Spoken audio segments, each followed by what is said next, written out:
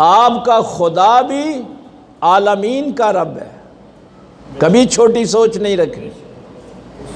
आप जिस पैगंबर का कलमा पढ़ते हैं, जिस नबी के उम्मती हैं, वो भी आलमीन के लिए रहमत है।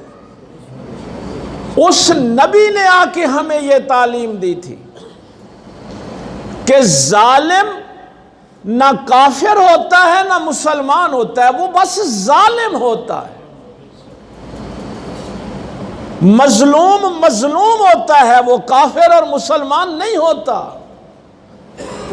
तुमने मजलूम का साथ देना है, चाहे वो काफिर ही क्यों ना हो।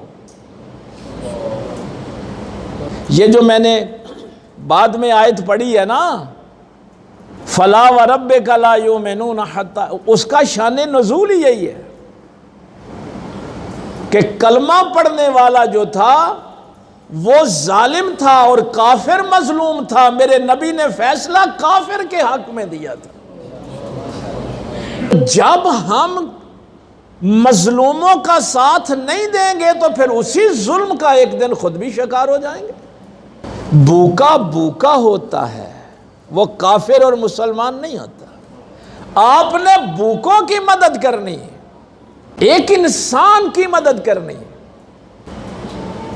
आपने मजलूम के साथ खड़े होना है, जालिम आपका भाई ही क्यों ना हो। हमने कहा कि ये वाबी हमारे दुश्मन है, इनको मार पड़ती है तो ठीक है, ये शिया हमारे दुश्मन है, इनको मार पड़ती है तो ठीक है, ये सुन्नी जो है ये दुश्मन है, इनको मार पड़ती है तो ठीक है।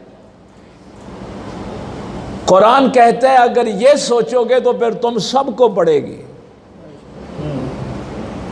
फिर ना अफगानिस्तान बचेगा, ना इराक बचेगा, ना ईरान बचेगा, फिर कोई नहीं बचेगा।